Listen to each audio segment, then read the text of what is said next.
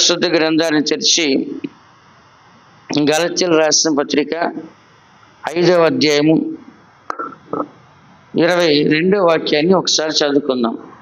అయితే ఆత్మఫలమేమనగా ప్రేమ, సంతోషము, సమాధానము, దీర్ఘశాంతము, దయాళుత్వము, మంచితనము, విశ్వాసము, సాత్వికము, ఆశా నిగ్రహము.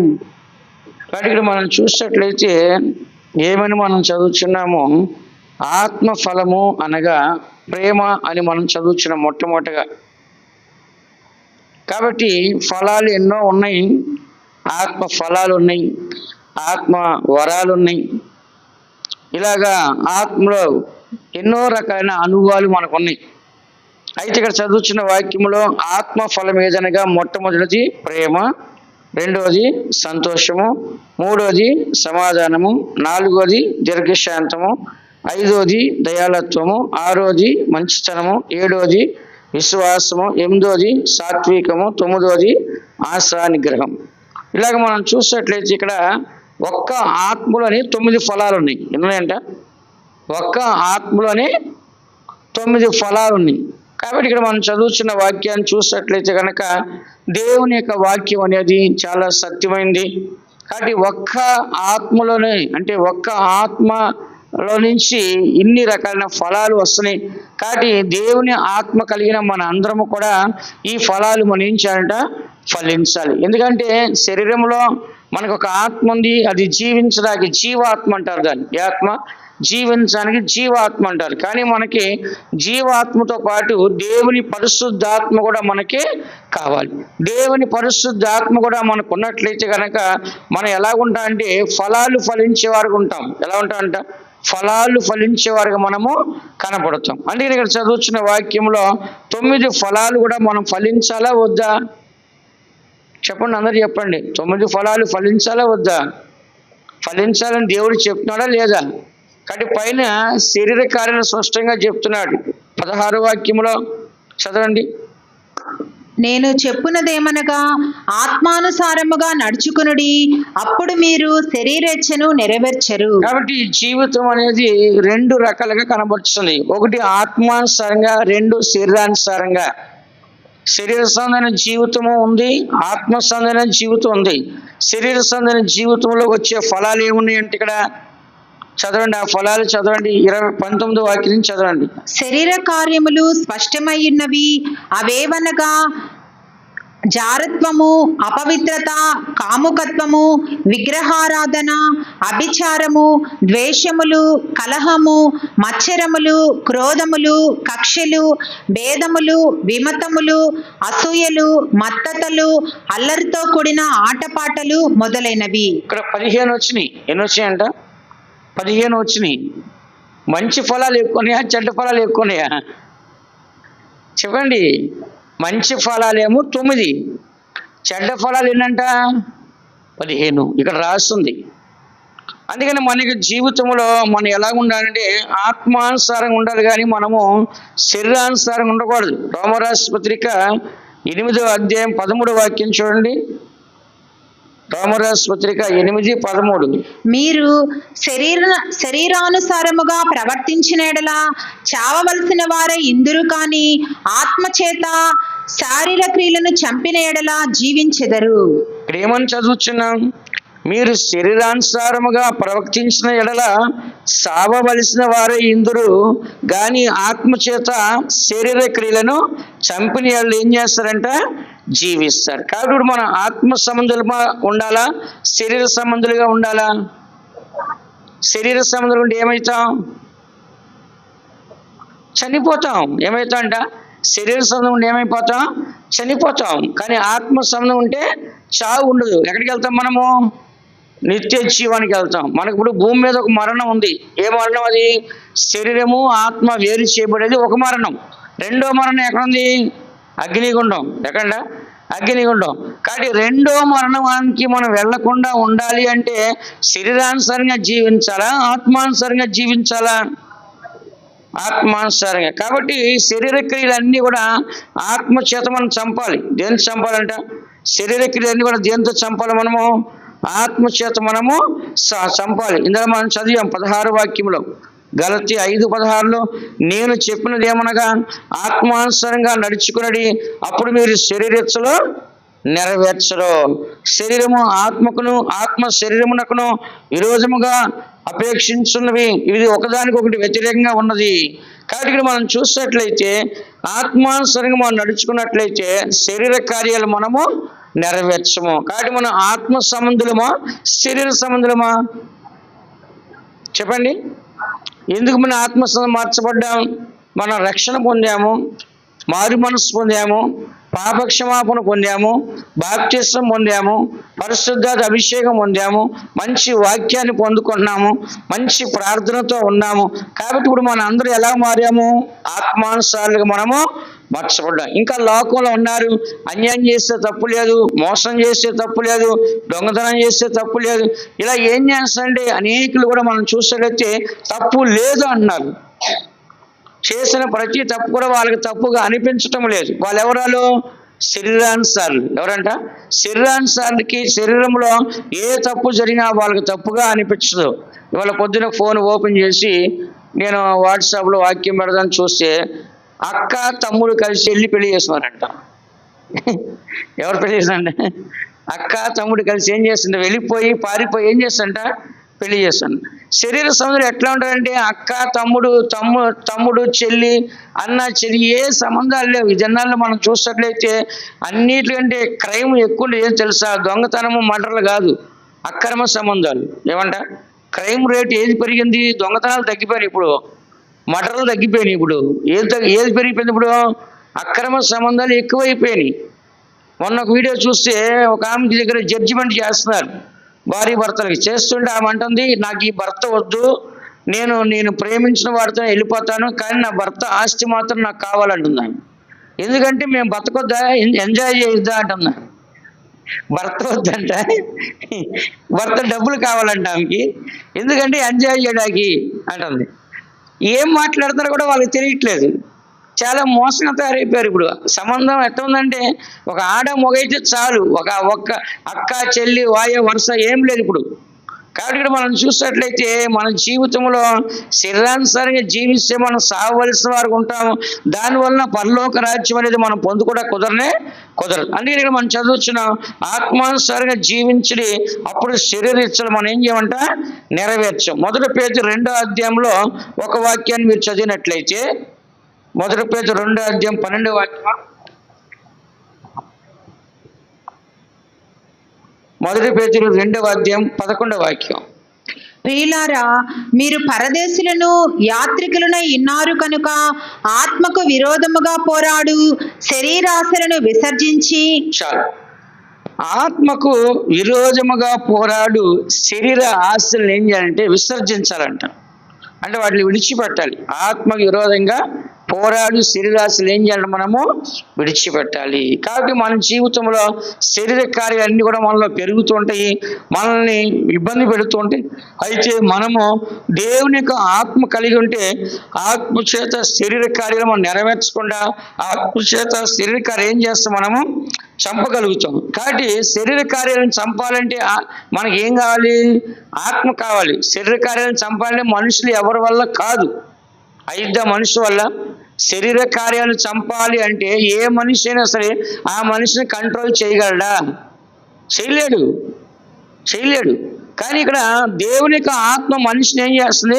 కంట్రోల్ చేస్తుంది. శరీర కార్యాల్లోంచి ప్రతి మనిషిని కూడా దేవుని యొక్క ఆత్మ ఏం చేస్తుందంటే మనిషికి కంట్రోల్ని కలగజేస్తున్నట్లుగా ఇక్కడ స్పష్టంగా మనము దేవుని యొక్క వాక్యాన్ని చదువుతున్నాం. ఇంత చదివాం. రోమా 8:13 రాస్తుంది కదా, మీరు శరీరానుసారంగా ప్రవర్తించిన ఎడల సావవలసిన వారు ఇందురు, కానీ ఆత్మ చేత శరీర క్రియలను చంపిన ఎడల మీరు జీవించెదరు. కాబట్టి శరీర క్రియలను చంపాలంటే దేని ద్వారా చంపాలి? మనం చెప్పండి. ఆత్మ ద్వారా. మన పిల్లలు మనం చూస్తాం, చిన్న పిల్లలు కూడా చెడుతనం పెరుగుతూ ఉంటుంది. వాళ్ళు చెడుతనం తగ్గించాలి. మనం ఏం చేయాలి? వాళ్ళకి దేవుని యొక్క వాక్యాన్ని పంపించాలి, దేవుని యొక్క విశ్వాసాన్ని పంపించాలి, దేవుని యొక్క భక్తిని పంపించాలి, దేవుని యొక్క ప్రార్థన పంపించాలి, దేవుని యొక్క ఆలోచన పంపించాలి. వాళ్ళు ఏమవుతుందంటే దైవ కార్యాలన్నీ వాళ్ళు ప్రవేశించిన తర్వాత వారి శరీర కార్యాలు ఏమవుతాయి? తగ్గుతాయి. ఏమవుతాయి అంట? తగ్గుతాయి. శరీర కార్యాలు తగ్గిపోయి ఆత్మ కార్యాలు వాళ్ళలో పెరిగినప్పుడు వాళ్ళు సావలసి వారు ఉంటారా, బతకవలసి వారు ఉంటారా? బైబిల్ ఒక మాట రాస్తుంది, నీ పసిపిల్లల్ని నీవు బెత్తంతో కొట్టని ఎడల నీ పిల్లల ఆత్మ ఎక్కడికి వెళ్తుందంట? పాతాళానికి వెళ్తుంది. వాళ్ళని కొట్టిన ఎడల వాళ్ళ ఆత్మ నీవు రక్షించదు అని రాస్తుంది. కాబట్టి ఈ దినాల్లో పిల్లల్ని మనం ఎందుకు గర్దిస్తున్నాం, ఎందుకు బుద్ధి చెప్తున్నాం, ఎందుకు మనం కొడతామంటే వాళ్ళలో చెడుతనం తొలగించబడాలని. అలాగే దేవుని యొక్క వాక్యం చేత దేవుడు మనల్ని ఉతక స్నానం చేపిస్తున్నాడు. ఏ స్నానం అంటే చెప్పండి?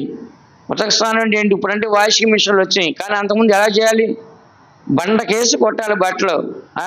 సాకులోడు బండలు సాకిరీలు ఉతుకుతుంటే ఏం చేస్తాడు?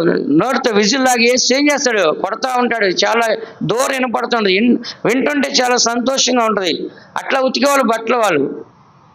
కానీ ఇప్పుడు అట్లా సౌండ్ వస్తుంది బట్టలు ఉతితే ఎక్కడా లేదు. ఇప్పుడు వాషింగ్ మిషన్లో వేస్తే సర్రని ఏం చేస్తుంది? అది తిరుగుతుంది, దాంట్లో మురికంతా అక్కడే ఉంటుంది, మరకలన్నీ అక్కడే ఉంటుంది.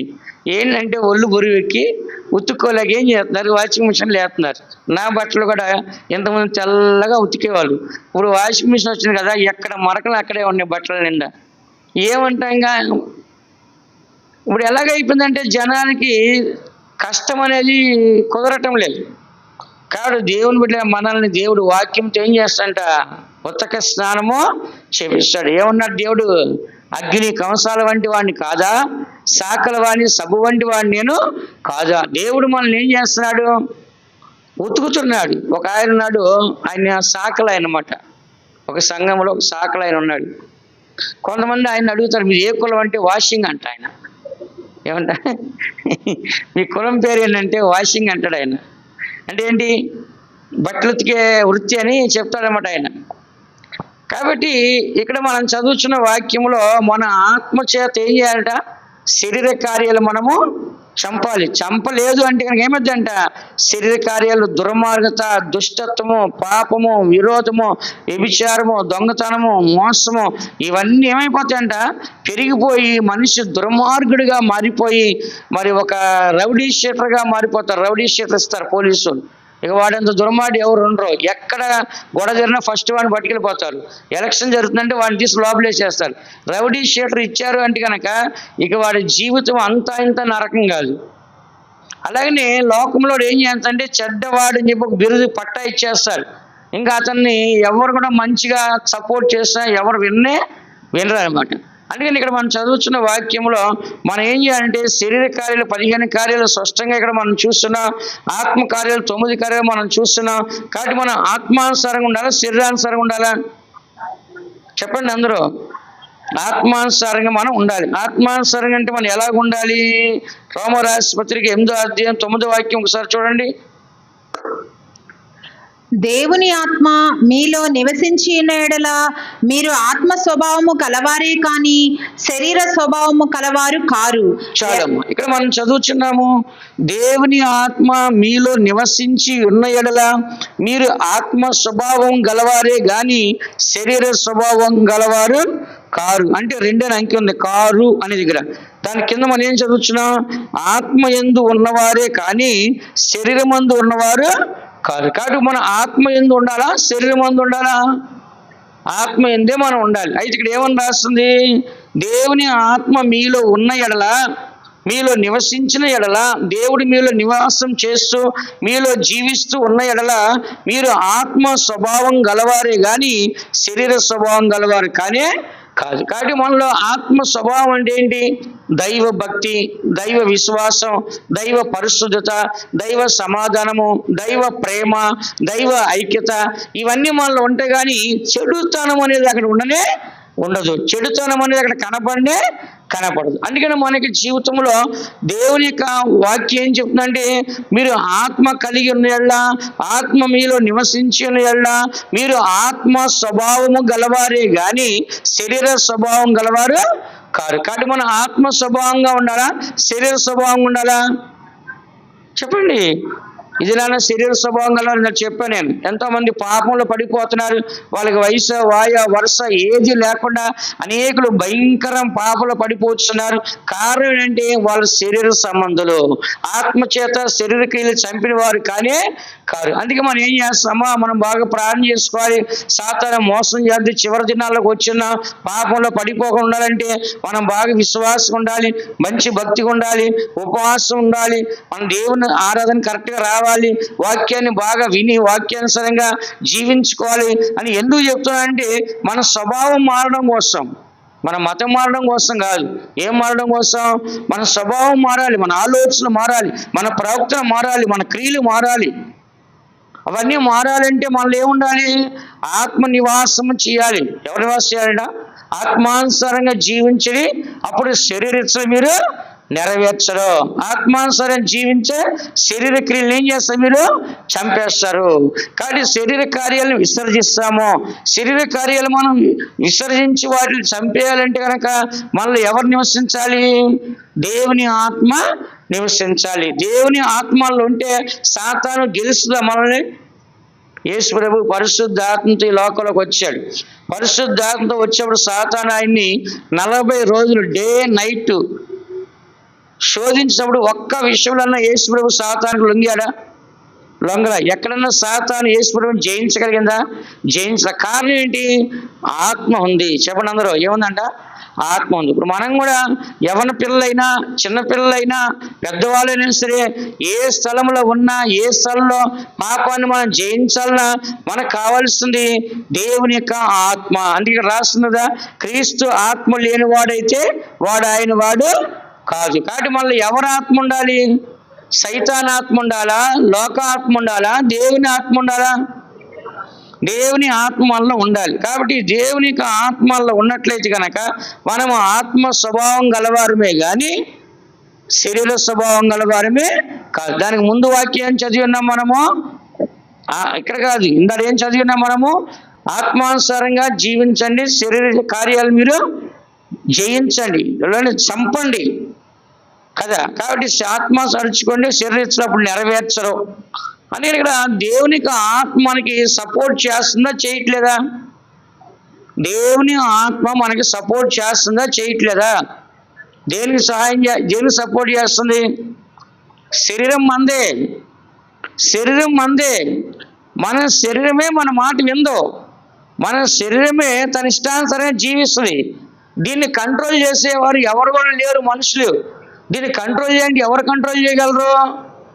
దేవుడు ఒక్కడే. ఒక మనిషి తాగుబోతు అలవాటు ఉందనుకోండి, మనం ఎంత చెప్పినా వినడాడు, ఎంత కంట్రోల్ చేసినా అవడు. తాగుడికి అలవాటు పడినాడు వాడు భార్యనైనా అమ్మేస్తాడు, ఇల్లైనా అమ్మేస్తాడు, స్థలమైన పొలమైన ఉద్యోగాన్ని అమ్మేస్తాడు, ఏదైనా అమ్మేస్తాడు. కారణం ఏంటి?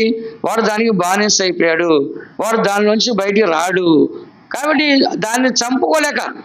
కాబట్టి మనకి చదువుతున్న వాక్యంలో దేవుని బిడ్డగా మన అందరం కూడా ఆత్మ స్వభావం కలిగి మనం ఉండాలని చెప్పేసి దేవుని యొక్క వాక్యము చెప్తుంది. రెండోది మనం చూసినట్లయితే దీంట్లోనే మత్తయి సువార్త 5వ అధ్యాయం 3వ వాక్యం చదవండి. ఆత్మ విషయమై దీనులైన వారు ధన్యులు, పరలోక రాజ్యము వారిది. ఆత్మ విషయమై దీనులైన వారు ధన్యులు, పరలోక రాజ్యము వారి. పరలోకానికి మనం వెళ్ళాలి అంటే ఎలా ఉండాలి? మనము ఆత్మలో దీనులుగా ఉండాలి. ఎలా ఉండాలంట? పైకి మనం ఏదో నటిస్తే అది పరలోకానికి మనం తీసుకెళ్ళదండి. ఎక్కడ దీనులుగా ఉండాలి? మనము ఆత్మలో లోపల. ఎక్కడంట? దేవుడు ఆత్మలో చూస్తాడా మనసులో పైకి చూస్తాడా? ఆత్మలో దేవుడు చూస్తాడు. అందుకని మనము మన యొక్క జీవితంలో ఎక్కడ మనం దీనత్వం కలిగి ఉండాలంటే ఆత్మలో దీనుడిగా ఉండాలి. ఎక్కడంట? యేసు చెప్పాడు, నేను దీనుడిని సాత్వికుడిని. ఏమంట? నేను దీన మనసు గలవాడిని చెప్తున్నాడు. కాబట్టి దేవుని బిడ్డ మనము యేసుప్రభువు మనం చూసినప్పుడు దీన మనసు కలిగి ఉన్నాడు అంటే గొర్రె పిల్ల లాంటి దీన మనసు కలిగి ఉన్నాడు. అలాగే మనం కూడా దీన మనసు కలిగి ఉన్నట్లయితే కనుక పాపాన్ని చూడం. గొర్రె పిల్ల కిందకి చూస్తా పైకి చూస్తుందా? చెప్పండి. గొర్రె పిల్ల కింద చూస్తుంది, మేక పైకి చూస్తా కింద చూస్తా? పైకి చూస్తుంది. అది ఎప్పుడు తినాలని చెప్పేసి వెళ్ళిపోతుంది. గొర్రె అలా కాదు, కింద గడ్డి మాత్రమే తింటది, కాపరి ఏది పెడితే అది తింటది. గొర్రె అంట ఒక గొర్రె ఎట్టి వెళ్తే అన్ని గొర్రెలు అట్టే వెళ్తాయి. గొర్రెలు తన స్వరం వింటే కాపర స్వరం విని ఆ గొర్రెలన్నీ కూడా ఆ కాపరి వెనకాల వెళ్తాయంట. కానీ మేకలు వినవంటాయి. ఒకటి ఇటుపోద్దంట, ఒకటి అటుపోద్దంట, ఒకటి ఇటుపోద్దంట. నేను అడిగా గొర్రెలు కాపరల్ని, ఒక అతను దొడ్డి కాళ్ళు ఎటువంటి కాళ్ళు, ఏమరా నీ కాళ్ళు అట్లా అయిపోయినా అడిగా. నేను అడిగితే, అయ్యా ఈ మేకలు కాసేవాడు నేను, మేకలు మా మాట వినవు, పరిగెత్తి పరిగెత్తి కొండలు రోయిలు రాళ్ళు రప్పలు తొక్కి వాటిని కాపాడటం కోసం మా కాళ్ళు ఇట్లాగా అయిపోయినాయి. గొర్రెలు కాసి కనుక ఈ ప్రాబ్లం ఉండదు. గొర్రెలు చాలా మౌనంగా ఉంటాయి, చాలా దీనత్వంగా ఉంటాయి, చక్కగా లోబడతాయి, ఎదిరించవు, చాలా మౌనంగా ఉంటాయి, కిందకే చూస్తే పెట్టిన గడ్డి వరకే చంటాయి.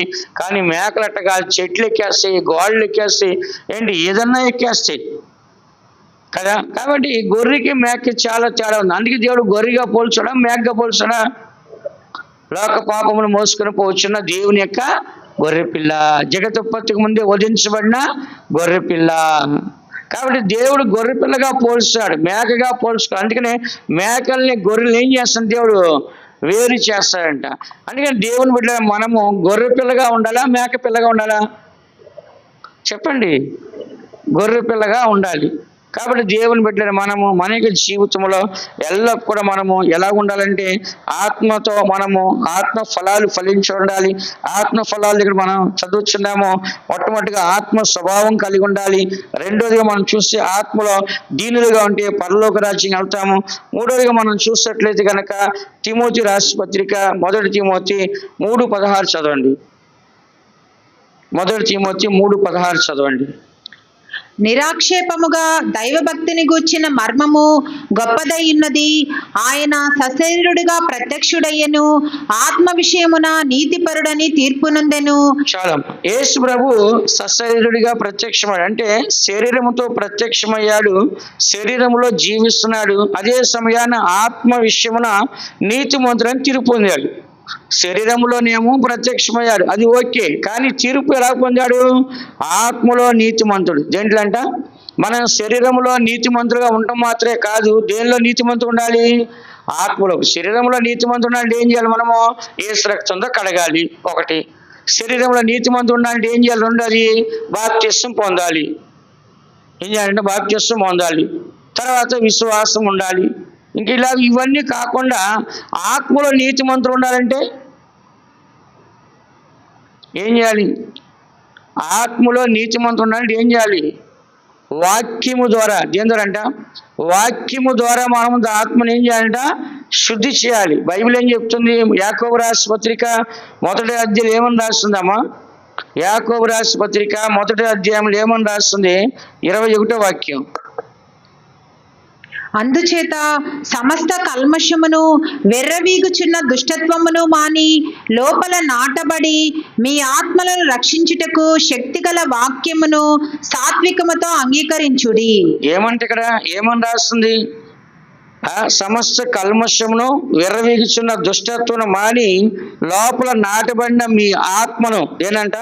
మన లోపల నాటబడిన మన ఆత్మను రక్షించుటకు శక్తిగల వాక్యం అంట. ఇప్పుడు ఎవరు రక్షిస్తారు మన ఆత్మని? చెప్పండి. మన ఆత్మని ఎవరు రక్షిస్తున్నారు?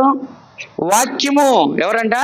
వాక్యము. మనలో కల్మషము విర్రవీగిన దుష్టత్వము మన ఆత్మలోంచి తొలగించి మన లోపల నాటబడిన మన యొక్క ఆత్మని రక్షించడానికి శక్తిగల వాక్యముని సాత్వికంతో ఏం చేయాలంటే మనము అంగీకరించాలి. అందుకని మన యొక్క జీవితంలో మన ఆత్మ నీతిగా ఉండాలంటే ఏముండాలంట?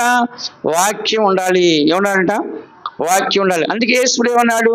నేను అవును అంటే అవును, కాదు అంటే కాదు. నా మాట భూమి ఆకాశం గతించినా ఏ మాత్రము గతించు. అంటే యేసు ప్రభువులో వాక్యం ఉంది. ఆ వాక్యము ఆయనలో పర్ఫెక్ట్గా ఉంది కాబట్టి ఆయన చెప్పిన మాట ఏది వ్యర్థము కాదు. అంటే ఇప్పుడు యేసు ప్రభువులో వాక్యం ఉంది కాబట్టి ఆ వాక్యం ఆయన ఏం చేసింది? నీతిమంతులుగా మార్చింది. ఎలా మార్చిందంట? దేవుని యొక్క వాక్యం ఎలా మార్చిందంట? మనల్ని యేసు ప్రభువు ఎలా మార్చిందంట? నీతిమంతుడిగా మార్చింది. అందుకని మన అందరం కూడా దేవునికి సన్నిధిలో నీతిమంతులుగా ఉండడానికి మనం ప్రయాసపడాలి. చాలా మంది మనం చూస్తున్నాము నీతిమంతులుగా ఉండలేకపోతున్నారు. కారణం అంటే మనిషి జీవితంలో దేవుని యొక్క వాక్యం లేకపోవటం వలన నీతిమంతులుగా ఉండలేకపోతున్నారు. కాబట్టి మనుషుడు నీతిమంతులుగా ఉండాలి అంటే దేవుని యొక్క వాక్యం ద్వారా నీతిమంతులుగా మార్చబడుచున్నాడు. ద్వితీయోపదేశకాండం 6వ అధ్యాయం 25వ వాక్యం మనం చదివినట్లయితే, ద్వితీయోపదేశకాండం 6వ అధ్యాయం 25వ వాక్యం చదవండి. మన దేవుడైన యెహోవా మనకు ఆజ్ఞాపించినట్లు ఆయన సన్నిధిని ఈ సమస్తమైన ఆజ్ఞలను అనుసరించి మనము నడుచుకొనున్నప్పుడు మనకు నీతి కలుగును. ఈ సమస్తమైన ఆజ్ఞలు అంటే దేవుని యొక్క వాక్యమును అనుసరించి మనం నడుచుకున్నప్పుడు మనకు నీతి కలుగుతుంది. నీతిమంతులు ఎలా మారుతున్నాం మనము? మనకి దేవుడిచ్చిన వాక్యాన్ని సమస్తమైన ఆజ్ఞల్ని అనుసరించి మనము నడుచుకున్నప్పుడు మనం ఏమవుతుందంట? నీతిమంతులుగా మనము మార్చబడుచున్నాం. అందుకని ప్రతి మనిషి ఈ దినాన నీతిమంతులుగా ఉండాలా లేదా? లోకంలో భార్యని మంచిగా చూసుకొని, పిల్లలు మంచిగా చూసుకొని, పిల్లలు మంచిగా చదివించి, పిల్లలకు మంచిగా పెళ్లి చేస్తే అందరూ ఏమంటారు? నీతిమంతుడురా, మంచోడు అంటారు. అది లోకానికి సంబంధించింది. కానీ దేవుని ఎదుటి నీతిమంతులుగా ఏ పాపము లేకుండా మనం ఉండాలి అంటే కనుక దేని ద్వారా మనం నీతిమంతులుగా మార్చబడుచున్నాం? దేవుని యొక్క వాక్యము చేత. దేవుని యొక్క వాక్యం మనల్ని ఏం చేస్తుందంట? నీతిమంతులుగా మనల్ని మారుస్తుంది. అందుకని దేవుని బిడ్డలు మనము ఆత్మలో మనం పర్ఫెక్ట్గా ఉండాలి. దేంట్లో అంట చెప్పండి? ఆత్మలు ఎలా ఉండాలంటే మనము పర్ఫెక్ట్గా మనము ఉండాలి. ఒక వాక్యం చదవండి, కీర్తన గ్రంథం 32వ అధ్యాయం 2వ వాక్యం చూడండి. కీర్తన 32:2. యెహోవా చేత నిర్దోషి అని ఎంచబడిన వాడు, ఆత్మలో కపటము లేనివాడు ధన్యుడు. యెహోవా చేత నిర్దోషి అని ఎంచబడిన వాడు, ఆత్మలో కపటం లేనివాడు ధన్యుడు. కాబట్టి దేవునికి ఎక్కడ మనం నీతిమంతులు కనపడాలి? ఆత్మలో. ఆత్మలో ఏముండకూడదు? మనకి కపటం ఉండకూడదు. లోపలికి ఒకటి, బయటకు ఒకటి. కొంతమంది చూడండి చాలా తంత్రంగా, చాలా కొయ్చుకుంటారు. మనుషుల దగ్గర ఎలా నటించాలో, ఎలాగో మాట్లాడాలో వాళ్ళకి బాగా తెలుసు. లోపలేమో ఒకలాగుంటారు, బయటికి ఒకలాగుంటారు. అలాంటి తంత్రం గల వాళ్ళని మనము గుర్తించగలమా? చాలా కష్టం. అలాంటి వాళ్ళు మనం తప్పించగలమా? చాలా కష్టం. మన దగ్గర మన మాట, వాళ్ళ దగ్గర వాళ్ళ మాట. వీళ్ళ దగ్గర మంచిగా అనిపించుకుంటారు, వాళ్ళ దగ్గర మంచిగా అనిపించుకుంటారు. మన ఇద్దరిని చెడ్డని చేస్తారు. మన దగ్గర మంచిగా అనిపించుకుంటారు, వాళ్ళ దగ్గర మంచిగా అనిపించుకుంటారు. కానీ వాళ్ళ దగ్గర ఏం చేస్తారు?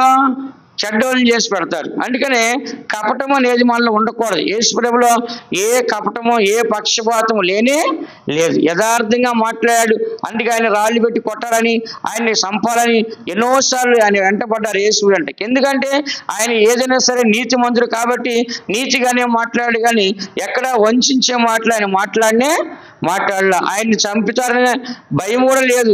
ప్రతిదీ కూడా నిజాన్ని చెప్పాడు. ఫర్ ఎగ్జాంపుల్ యోహాను అన్నాడు. యోహాను తెలుసు రాజుగారిని మనం ప్రశ్నిస్తే ఆయన మనం చంపేస్తానని తెలుసు హేరోదు. అయినా కూడా భయపడ్డా? భయపడకుండా చెప్పాడు, నువ్వు చేసే తప్పు, అక్రమ సంబంధం పెట్టుకున్నావు. ఆయన డైరెక్ట్గా మాట్లాడాడు. ఆయన ఏం చేశారు? తల నరికేస్తారు. కాబట్టి వాళ్ళు నీతి నిమిత్తము హింసించబడ్డారు. అయితే దేవుని కొరకు జీవించి దినాన్న పరలోక రాజ్యులు ఆయన కనబడుతున్నాడు. అందుకని మనం కూడా సత్యం చెప్తే చంపేస్తారేమో, సత్యం చెప్తే కొడతారేమో, నిజం చెప్తే ఏం చేస్తామని భయపడద్దు. నిజం చెప్పి చనిపోయినా నిశ్చయంగా పరలోకానికి మనము వెళ్తాం. మంచి హతసాక్షిగా, మంచి పేరుతో దేవునికి సన్నిధిలో మనము ఉండగలం. అందుకని దేవుని బిడ్డలను మన అందరం కూడా మన యొక్క జీవితంలో ఎల్ల కూడా ఈ ఫలాలు కలిగిన వారికి ఉండాలని చెప్పేసి దేవుని యొక్క వాక్యాన్ని మనము వింటూ ఉన్నాం. కాబట్టి ఈ ఫలాల్లో మొదటి ఫలం ఏంటి చెప్పండి?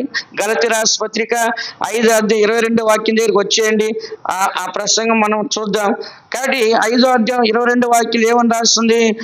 ఆత్మ ఫలం ఏమనగా ఏమంట? మొట్టమొదటిది ప్రేమ. ఏమంటది? ప్రేమ. అంటే దేవుడు మనల్ని ప్రేమ చేత మనల్ని ఏర్పరచుకున్నాడు. అది మనం ఫలించాలి. ఆ ప్రేమలో మన మీద ఒక విత్తనం వేశాడు. ప్రేమ అనే విత్తనాన్ని దేవుడు మనకు వేసాడు. కాబట్టి ఆ విత్తనంలో మనం ఏం చేయాలంట? ఫలించాలి. ఎఫెసీ రాసిన పత్రిక 1వ అధ్యాయము 6వ వాక్యం చదవమా. ఎఫెసీ రాసిన పత్రిక 1వ అధ్యాయం 6వ వాక్యం. ఎట్లనగా తన ప్రియుని యందు తాను ఉచితముగా మనకు అనుగ్రహించిన తన కృపా మహిమకు కీర్తి కలుగునట్లు తన చిత్త ప్రకారమైన దయా సంకల్పము చొప్పున యేసుక్రీస్తు ద్వారా తనకు కుమారులనుగా స్వీకరించుటకై మనలను ముందుగా తన కోసము నిర్ణయించుకొని మనము తన ఎదుట పరిశుద్ధులమును నిర్దోషులమునై ఉండవలనని జగత్పునాది వేయబడక మునిపే ప్రేమ చేత ఆయన క్రీస్తులో మనలను ఏర్పరచుకొనెను. ఇక్కడ మనం చదువుతున్న వాక్యములో ఏమని మనం చదువుతున్నామో, దేవుడు మనల్ని స్వీకరించడానికి చూడండి ఇక్కడ ఏమంట, తన చిత్త ప్రకారము దయా సంకల్పము చొప్పున యేసుక్రీస్తు ద్వారా తనకు కుమారులుగా స్వీకరించుటకై మనలను ముందుగా తన కోసం నిర్ణయించుకొని మనము తన ఎదుట పరిశుద్ధులమును నిర్దోషములై ఉండవల్లని జగత్పునాది వేయబడక మునిపే ప్రేమ చేత ఆయన క్రీస్తులో మనల్ని ఏర్పరచుకున్నాడు. ఎప్పుడు విత్తనం వేసాడు మనలో చెప్పండి? జగత్ పునాది వేయబడక ముందుగానే మనకి ఏం చేస్తాడు? దేవుడు విత్తనాన్ని వేశాడు. కాబట్టి ఆ ప్రేమలో మనం ఏం చేయాలి? ఫలించాలి. దేవుడు ప్రేమతో ఏర్పరచడా, పగతో ఏర్పరచడా, శరీరంతో ఏర్పరచడా మనల్ని? ప్రేమతో. కాబట్టి దేవుడు ప్రేమతో ఏర్పరచడు. మనం ఎలా పెరగాలి? ప్రేమలోనే పెరగాలి. మనం చూసి ఏం కనపడాలి? ప్రేమే కనపడాలి. ఏం కనపడాలంట? ప్రేమే కనపడాలి కదా. కాబట్టి దేవుని బిడ్డలైన మన అందరం కూడా దేవుడు మనల్ని సొంత కుమారులుగా స్వీకరించడానికి మనల్ని ఏం చేస్తాడంటే, ఈ లోకానికి పునాది వేయక ముందుగానే ఆయన మనల్ని ఏం చేస్తాడంట, ఆయన కొరకు మనల్ని ఏర్పరచుకున్నాడు. ఎవరి ద్వారా? క్రీస్తు ద్వారా. చెప్పండి, ఎవరి ద్వారా అంట? క్రీస్తు. ఇక్కడ తండ్రి ఉన్నాడు, కుమారుడు ఉన్నాడు, మనం ఉన్నాం, ముగ్గురు ఉన్నాం. కానీ అసలు లోకానికి పునాదే వేయలే. అక్కడ మనం ఎక్కడున్నాం? లోకానికి పునాదే వేయలేదు, మనకి సృష్టించబడలేదు. అప్పుడే మనల్ని అక్కడ ఏర్పరచంట. అంటే అప్పుడే మనం అక్కడ ఉన్నామంట. ఎక్కడున్నాము? ఎక్కడున్నాము? ఎక్కడున్నాము? పరలోకంలో ఉన్నామా?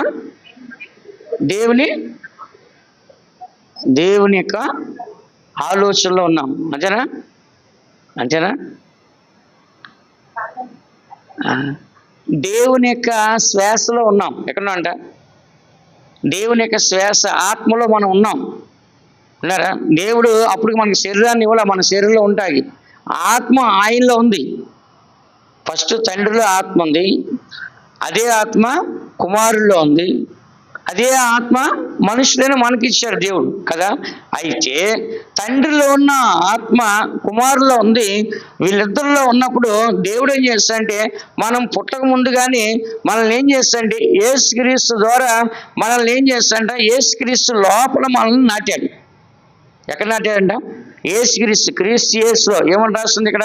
మనందరం కూడా జగత్తు పునాది వేయబడక ముందే క్రీస్తులో మనల్ని ఏర్పరచు. అంటే క్రీస్తు లోపల మనం ఉన్నప్పుడు ఎక్కడున్నాం? మనము క్రీస్తు లోపల ఉన్నాం. బయట లేము. బయట మనం ఇంకా జన్మించలేదే, లోకానికి పునాది వేయలేదు, మనుషులే సృష్టించలేదు. అప్పుడు మనం ఎవరి లోపల ఉన్నాం? మనము క్రీస్తు లోపల. ఇప్పుడు మనకి మధ్యవర్తి ఎవరు? దేవుడికి మనుషులకి యేసు ప్రభు. ఇప్పుడు మన అందరం కూడా భూమికి పునాది వేయక ముందు ఎవరిలో ఉన్నాము? యేసు ప్రభులో ఉన్నాం. ఆ తర్వాత భూమికి పునాది వేసిన తర్వాత మనం ఎక్కడికి వచ్చామో? భూమి మీదకే వచ్చినాం. కాబట్టి ఇప్పుడు మనం ఎవరిలో ఉన్నాము? క్రీస్తులో ఉన్నాం. క్రీస్తు ఎవరంట? దేవుని ప్రేమ కుమారుడు అంట. ఎవరంట? అమ్మాను చదవండి. కొలస్సీ రాసిన పత్రిక 1వ అధ్యాయం 13వ వాక్యమా? ప్రేమ కుమారుడు చదవండి. ఆయన మనలను అంధకార సంబంధమైన అధికారములో నుండి విడుదల చేసి తాను ప్రేమించిన తన కుమారుని యొక్క రాజ్య నివాసులుగా చేసెను. తన కుమారుని యొక్క అంటే 4. తాను ప్రేమించిన తన కుమారుని యొక్క ప్రేమ కుమారుని యొక్క రాజ్య నివాసులుగా చేశాడు. ఇప్పుడు యేసు ప్రభు పేరు ఏమంట? ప్రేమ కుమారుడు. ఎవరికి కుమారుడు? ఆయన తండ్రికి ప్రేమ కుమారుడు. అంటే తండ్రికి ప్రేమ కుమారుడు అంటే ప్రేమ కలిగిన వాడికి ఉన్నాడు. తండ్రి ప్రేమించే విధముగా ఉన్నాడు. తండ్రి ప్రేమించే విధముగా ప్రేమ గల కుమారుడు ఉన్నాడు. ఆయన ప్రేమ అయి ఉన్నాడు. ఇప్పుడు ఆ ప్రేమలో మనల్ని ఏర్పరచుకున్నాడు. ఇప్పుడు మనలో ఏముండాలి చెప్పండి అందరూ? ప్రేమ ఉండాలి. ఇప్పుడు మనం ప్రేమలోంచి పుట్టామా? దేనిలోంచి పుట్టాము? మనము ప్రేమలో నుంచే పుట్టాము. ఇప్పుడు మన పేరు ఏముండాలి? కొంతమందికి పేరు పెడతారు, ప్రేమ కుమార్, ప్రేమనాథ్ అని పెడతారు. వాళ్ళకి ప్రేమ ఉంటుందా? చెప్పండి.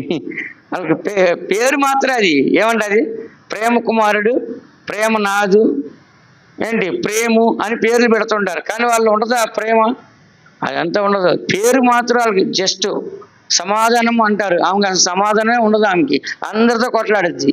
పేరేమంట సమాధానమ్మ, కానీ ఆమె సమాధానంగా ఎవరితో ఉండదు. అర్థమవుతుందా? అలాగే ఇక్కడ మనం చదువుతున్నాం. ఇప్పుడు మన అందరం కూడా ఎక్కడున్నాం చెప్పండి మీరు ఒక్క మాటలో. క్రీస్తులో ఉన్నాం. ఎక్కడున్నాం అంట? క్రీస్తులోంచి మనం బయటకు వచ్చాం. ఎలా వచ్చామో? ప్రేమ ద్వారా బయటికి వచ్చినాం కదా. దేవుడు మనల్ని ప్రేమించబట్టి ఈ లోకంలో మనము జన్మించాము, జీవిస్తున్నాము కదా. కాబట్టి ఇప్పుడు మన అందరిలో కూడా ప్రేమ అనే ఫలము ఫలించాలి. చెప్పండి అందరూ, ఏ ఫలం ఫలించాలంట? ప్రేమ అనే ఫలము ఫలించాలి. ఇప్పుడు మనల్ని చూసి ఏం కనపడాలి? ప్రేమ కనపడాలి. ఆ ప్రేమ ఎలా ఉండాలి? ఇప్పుడు చెట్టు చూసి ఏం కనపడాలి?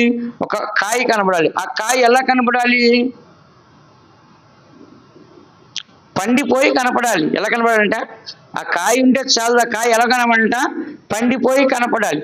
అలాగే మన జీవితం కూడా ఎలా ఉండాలంటే ప్రేమ కలిగి ఉండాలి. ప్రేమలో మనం ఎలా ఉండాలంట? పరిపూర్ణంగా ఉండాలి. ఎలా ఉండాలంట? ప్రేమలు ఎలా ఉండాలంట? పరిపూర్ణంగా. యేసు ప్రభు కూడా తన శిష్యులు ఎలా ప్రేమించాలంట? పరిపూర్ణంగా చివరి దాకా ప్రేమించాలంట.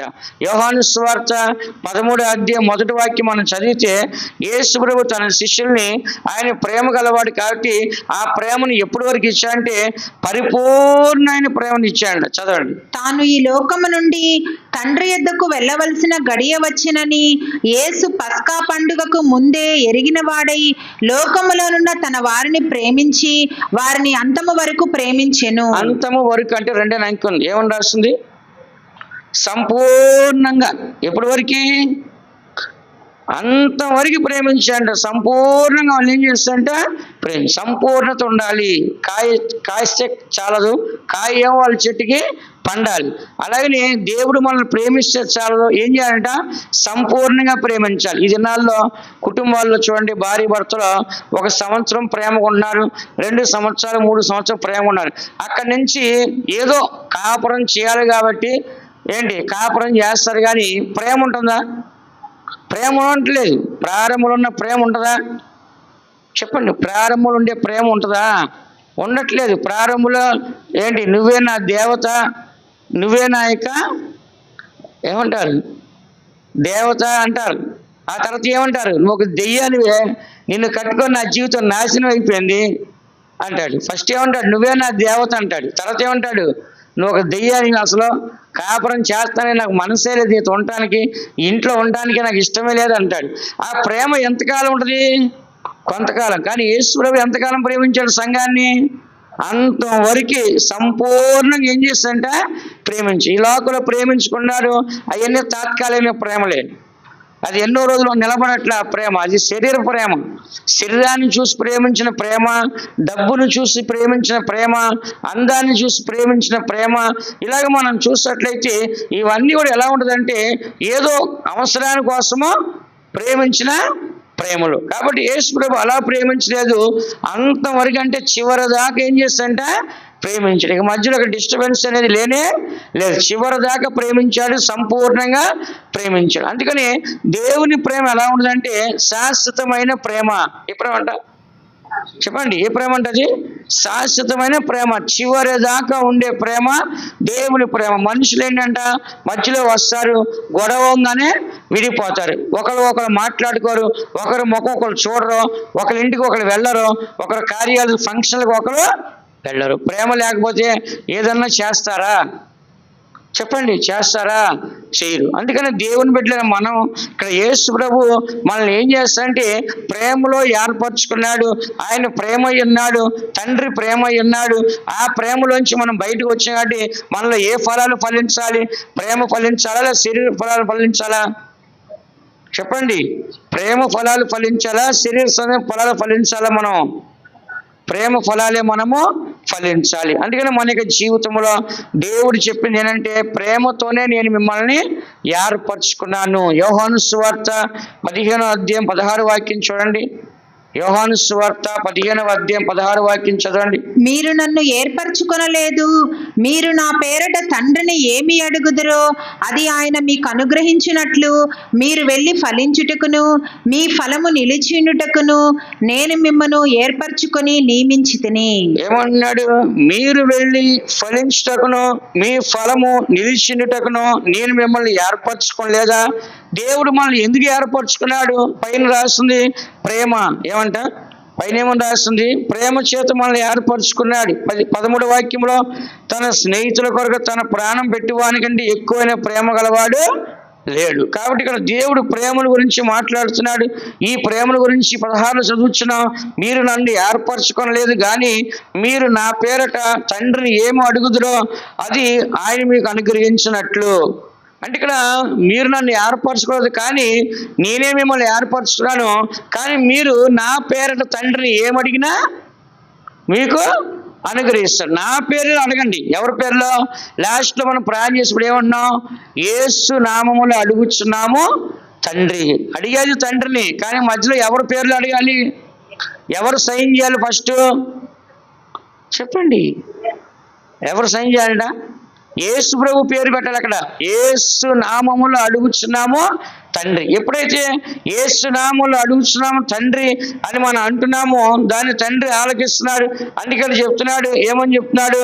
మీరు వెళ్ళి ఫలించుటకును మీ ఫలము నిలిచినటకును నేను మిమ్మల్ని ఏర్పరచుకోలేదా? ఎప్పుడు ఏర్పరిచాడు? జగత్ పునాది వేయబడక మునిపే క్రీస్తులో దేవుడు మనల్ని ఏం చేస్తాడంట? ఏర్పరచుకున్నాడు. అందుకని దేవుని బిడ్డలారా మన అందరం కూడా ఈ వాక్యాన్ని మనం చదువుతున్న ప్రతి మనిషి యొక్క జీవితంలో ప్రేమ అనే ఫలము ఉండాలి. రెండో ఫలం చదవండి. సంతోషం. ఏమంట? గలతీ 5:22లో మన సబ్జెక్టు. దాంట్లో మొదటి ఫలం ఏ ఫలము? ప్రేమ అనే ఫలం. రెండో ఫలం ఏ ఫలం అంట? సంతోషం. కాబట్టి ఇది కూడా మనలో ఫలమే. ఈ యొక్క ఫలం కూడా మనలో ఫలించాలి. చదవండి. యోహాను సువార్త 16వ అధ్యాయం 22వ వాక్యం 24వ వాక్యం చదవండి. యోహాను సువార్త 16వ అధ్యాయం 22, 24. అటువలే మీరును ఇప్పుడు దుఃఖపడుచున్నారు కానీ మిమ్మును మరలా చూచెదను, అప్పుడు మీ హృదయము సంతోషించును, మీ సంతోషమును ఎవడును మీ యొద్ద నుండి తీసివేయడు. మీ సంతోషము పరిపూర్ణమగునట్లు అడుగుడి మీకు దొరుకును. హల్లెలూయా. యేసు ప్రభు చెప్పాడు, నేను పరలోకానికి తండ్రి యొద్దకు వెళ్ళిపోతున్నాను అని శిష్యులు చెప్పగానే శిష్యులు చాలా దుఃఖపడ్డారు. అందుకని మాట్లాడుచున్నాడు, మీరు ఇప్పుడు దుఃఖపడుచున్నారు కానీ మేము మరలా చూసేదను, నేను మరలా వస్తాను, అప్పుడు మీ హృదయము సంతోషించును, మీ సంతోషం ఎవడు మీ యొద్ద నుంచి తీసివెళ్ళాడు. కాబట్టి దేవుడు మనకి ఒక సంతోషాన్ని ఇచ్చాడు. ఏ సంతోషమో? ఆయన మరలా వస్తాడని చెప్పేసి ఆయన వచ్చే వరకు కూడా ఏం చేయాలి? మనము సంతోషంగానే ఉండాలి. విన్నారా? ప్రభు వస్తాడు, పరలోకానికి తీసుకెళ్తాడు, మేము పరలోకానికి వెళ్తామని దుఃఖపడాలా? సంతోషపడాలా? మనం సంతోషపడాలి. కాబట్టి ఇక్కడ యేసు ప్రభు అంటున్నాడు, మీరు సంతోషపడండి. 24 చెప్తున్నాడు, ఇది వరకు మీరు ఏమి నా పేరుని అడగలేదు, మీ సంతోషం పరిపూర్ణమైనట్లు అడుగుడి మీకు దొరుకును. కానీ ఇంతవరకు కూడా మీరు నన్ను ఏమీ అడగలేదు, ఎందుకంటే నేను మీతో ఉన్నాను కాబట్టి మీ అన్ని అవసరాలు నేను తీర్చేస్తాను. ఇప్పుడు తండ్రి దగ్గరికి వెళ్ళిపోతున్నాను కాబట్టి నేను భూమి మీద ఉన్నాను కాబట్టి మీకు ఏది కావాలో నా పేరట తండ్రిని అడగండి. మీరు సంతోషం ఉండాలి అంటే మీ అవసరాలు తీర్చబడాలి. మీ అవసరాలు తీర్చడానికి నా తండ్రి ఇస్తాడని చెప్తున్నాడు. నేను ఇచ్చే సంతోషము ఎవరో మీ యొద్ద నుంచి తీసివెళ్ళాడు. అందుకని దేవుడు ఇచ్చే సంతోషం కావాలా? మనసు ఇచ్చే సంతోషం కావాలా? చెప్పండి. ఒక తాగుబోతు అడిగితే ఏమంటా అంటే నేను తాగితే సంతోషం ఉన్నా అంటాడు. ఎంతసేపు సంతోషమో? తాగిన మత్తు ఉన్నంతసేపు. అది దిగిపోయిందంటే మళ్ళీ అడుక్కు తినేవాళ్ళలాగా ఎవరు అన్నం పెడతారా, ఎవరు డబ్బులు ఇస్తారా, ఎవరు పని ఇస్తారా అని చెప్పేసి ఏం చేయాలి? మళ్ళీ కుక్కలాగా తిరగాల్సిందే. అది తాత్కాలికమైన సంతోషం. కానీ దేవుడు ఇచ్చే సంతోషం ఎలా ఉంటుంది చెప్పండి? పరిపూర్ణ సంతోషం. దాన్ని ఎవరు కూడా తీసివేయలేరు సంతోషాన్ని దేవుడు మనకి ఇస్తాడు. ఎలా సంతోషించాలి? కష్టాలు వచ్చినప్పుడు, శ్రమలు వచ్చినప్పుడు, బాధలు వచ్చినప్పుడు ఏం చేయాలంటే మనము సంతోషం ఉండాలి. మత్తయి సువార్త 5వ అధ్యాయం 11, 12 వాక్యాలు చూడండి. నా నిమిత్తము జనులు మిమ్మను నిందించి హింసించి మీ మీద అబద్ధముగా చెడ్డ మాటలెల్లా పలుకునప్పుడు మీరు ధన్యులు. సంతోషించి ఆనందించుడి, పరలోకమందు మీ ఫలము అధికమగును. ఈలాగున వారు మీకు పూర్వమందుండిన ప్రవక్తలను హింసించిరి. ఏమని చదువుచున్నాము? నా నిమిత్తము జనులు మిమ్మల్ని నిందించి హింసించి మీ మీద అబద్ధముగా చెడ్డ మాటలలో పలికినప్పుడు మీరు ధన్యులు. సంతోషించి ఆనందించుడి, పరలోకమందు మీ ఫలము అధికమగును. పరలోకములో మన ఫలము అధికమవ్వాలంటే మనం ఏం చేయాలంట? కష్టాల్లో సంతోషపడాలి, దుఃఖములో సంతోషపడాలి. నిందించినప్పుడు, దూషించినప్పుడు, మన గురించి చెడ్డగా మాట్లాడినప్పుడు ఏం చేయాలంట? నిందించినప్పుడు, దూషించినప్పుడు, మన గురించి చెడ్డ మాటలు మాట్లాడినప్పుడు మనం ఏం చేయాలంట? సంతోషించాలి. మన ఫలం ఏమవుద్దంట? అధికమైద్దంట. కాబట్టి పరలోక రాజ్యంలో మనం అధికంగా ఫలించి పరలోకంలో దేవునితో ఉండాలంటే మనం ఏం చేయాలంట? ఎప్పుడు సంతోషపడాలి చెప్పండి? నా నిమిత్తము జనులు మిమ్మల్ని నిందించి హింసించి మీ మీద అబద్ధముగా చెడ్డ మాటలల్లా, మనం తప్పు చేయనప్పుడు తప్పు చేస్తూ ఉంటారు, మన మీద అబద్ధం మాట్లాడతారు, పాపం చేయకుండా పాపం చేస్తూ ఉంటారు, ఎన్నో నేరాలు మోపుతారు. అనేక నేరాలు మోపినప్పుడు మనం ఏం చేయాలంట? సంతోషించి ఆనందించండి, పరలోకమందు మీ ఫలము అధికమగును. కాబట్టి పరలోక రాజ్యంలో మన ఫలము అధికంగా ఉండాలంటే మనం కష్టాల్లో శ్రమల్లో ఏం చేయాలంట? సంతోషించాలి. మూడోది ఏమని రాస్తుంది? సమాధానము.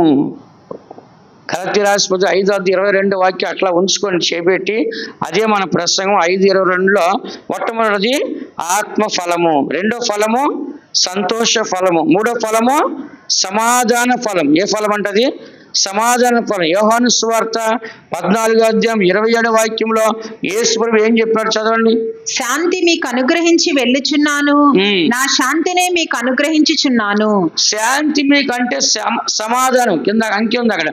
శాంతి అంటే ఏమంట? సమాధానం మీకు అనుగ్రహించి వెళ్ళుచున్నాను, నా సమాధానాన్ని మీకు అనుగ్రహించున్నాను. కాబట్టి మన అందరికి కూడా ఎవరి సమాధానం కావాలి? దేవుడిచ్చే సమాధానం. దేవుడిచ్చే సమాధానం ఎవరు కూడా దాన్ని తీసివేయలేరు. లోకం ఇచ్చే సమాధానం వేరు. లోకంలో కొంతమందికి మనుషుల ద్వారా సమాధానం దొరికిద్ది. వాళ్ళకి ఏదైనా సమస్యకి ఎవరైనా పరిష్కారం చేస్తే ఆ సమస్య నుంచి సమాధానం దొరికిద్ది. లేకుంటే ఇతరుల మనతో మాట్లాడి ప్రేమగా ఉండే సమాధానంగా మనం ఉంటాము. కానీ ఇక్కడ చదువుచున్నాము, ఏమని చదువుచున్నాము? శాంతి మీకు అనుగ్రహించి వెళుచున్నాను, నా శాంతిని మీకు అనుగ్రహించాను. అందుకని మన జీవితంలో ఎప్పుడు కూడా సమాధానం ఫలం మనలో ఉండాలి. కొలస్సీ రాసిన పత్రిక 3:15 వాక్యం మనం చదివినట్లయితే క్రీస్తు అనుగ్రహించు సమాధానం మీ హృదయములో ఏలుచుండనీయుడి. చదవండి. క్రీస్తు అనుగ్రహించే సమాధానము మీ హృదయములలో ఏలుచుండనీయుడి. మనకి దేవుడు అనుగ్రహించాడు. ఇదిగో నా శాంతిని మీకు అనుగ్రహించి వెళ్ళుచున్నా అని చెప్పాడు. కాబట్టి ఆ శాంతి మనకు అనుగ్రహించదు. కాబట్టి ఆ శాంతి మన హృదయంలో ఏం చేయాలంట? ఏలుబడి చెయ్యాలి. చెప్పండి అందరూ, ఏం చేయాలంట? ఏలుబడి చెయ్యాలి. అంటే మనల్ని ఎవరు ఏలుబడి చేయాలి చెప్పండి? మనలోకి సైతాన్ ఒక దెయ్యం పట్టింది అనుకోండి, ఆ మనిషి ఎవరు ఏలుబడి చేస్తారు? ఆ భాష అర్థం కావట్లేదా? ఒక దెయ్యం పట్టిన వ్యక్తిని ఎవరు ఏలుబడి చేస్తారు? దెయ్యం ఏలుబడి చేస్తుంది. ఇప్పుడు మనకు సమాధానం పట్టింది, ఎవరు ఏలుబడి చేస్తారు? సమాధానం ఏలుబడి. ఇప్పుడు ఏం జరిగినా క్రీస్తు అనుగ్రహించిన సమాధానం మీ హృదయంలో ఏలచుండనీయుడి. ఎవరు ఏలాలి? మనల్ని ఎవరు నడిపించాలి? మన మీద ఎవరు అధికారిగా ఏలుబడి చేయాలి? సమాధానము. చెప్పండి అందరూ, ఏం సమాధానం? ఏం ఏలుబడి చేయాలంట? సమాధానం. అందుకే యేసు ప్రభు ఏం చెప్పాడు శిష్యులకి? మీరు ఏ ఇంటికి వెళ్ళి కాలు పెడతారో ఆ ఇంటికి సమాధానం కలిగిద్ది. కాబట్టి ప్రతి మనిషి సమాధానకరంగా ఉండాలంటే మీరు అడుగుపెట్టే ప్రతి స్థలంలో ఏం కలిగిద్ది? సమాధానము కలిగిద్ది. అందుకని దేవుని బిడ్డలైన మనము మనల్ని ఎవరు ఏలుబడి చేయాలి? సైతాను ఏలుబడి చేయాలా? పాపం ఏలుబడి చేయాలా? మనుషులు ఏలుబడి చేయాలా? దేవుని ఆత్మ ఏలుబడి చేయాలా? చెప్పండి.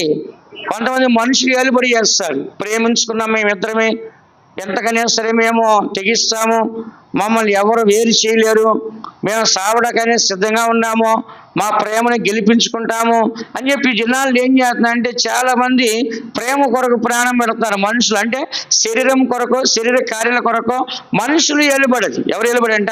మనుషులు చేసే ఏలుబడి. కాబట్టి మనుషులు చేసే ఏలుబడి కూడా మనుషులు నడుచుకుంటున్నారు.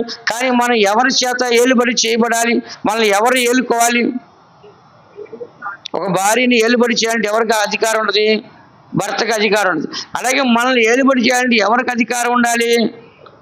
దేవునికి అధికారం ఉండాలి. దేవుని యొక్క సమాధానము. చెప్పండి అందరూ, దేవుని యొక్క సమాధానం. అందుకని మన జీవితంలో మూడోదిగా మనం చూస్తే మనలో సమాధాన ఫలం ఉండాలి. ఏ ఫలం అంట? Piece of fruit. ఏమంట? సమాధాన ఫలం. కొంతమంది అడుగుతుంటే ఎలా ఏం చేస్తున్నాం అంటే మైండ్ అంతా బాగలేదు, మానసిక వ్యాధి, మనస్సు బాగలేదు అంటారు. అంటే ఏంటి? వాళ్ళకి సమాధానము లేదు. కాబట్టి ఆ సమాధానం దొరికితే వాళ్ళు హ్యాపీగా ఉంటారు. సమాధానం ఎలా ఉంటారు? దిగులుగా, బాధగా, వేదనగా ఉంటారు. మనం పిలిస్తే పలకరు, మాట్లాడు, రమ్మంటే రారు, ఏం చెప్తే చేయరు. కారణం ఏంటి? సమాధానము లేదు. నాలుగో ఫలం ఏ ఫలం అంట? దీర్ఘ శాంతం. అంటే ఏంటి? చివరి దాకా శాంతంగా ఉండాలి. ఎలా ఉండాలంట? సహించుకోవాలి. మనం ఏం చేయాలంట? వాళ్ళు ఎన్ని చేస్తామని ఏం చేయాలంట? దీర్ఘకాలం అంటే ఎక్కువ కాలం ఏం చేయాలంట? శాంతంగా ఉండాలి. శాంతంగా ఉండాలంటే దాని అర్థం ఏంటి? తిరుగుబాటు చేయకుండా దాన్ని ఏం చేయాలంటే మనము సహించుకోవాలి. ఇతరులు మనల్ని ఏం చేస్తారు? శోధిస్తారు. కుటుంబంలో అత్త శోధిస్తుంది, భర్త శోధిస్తాడు, ఆడబడి శోధిస్తుంది, తోటికోళ్ళు శోధిస్తుంది, అన్నదమ్ములు శోధిస్తుంటారు, ఇరుగు పొరుగు వారు, ఉద్యోగస్తుల్లో ఇలాగ మనల్ని అందరూ శోధించినప్పుడు మనకి ఎలా ఉంటుందంటే చాలా శాంతం అనేది తగ్గిపోద్ది. కానీ దేవుని వాక్యం చెప్తుంది దీర్ఘ శాంతం ఉండాలి. చివరి దాకా ఏం చేయాలి? మనము సహించుకునే వారిగా మనము కనపడాలి. చివరి దాకా ఏం చేయాలంట?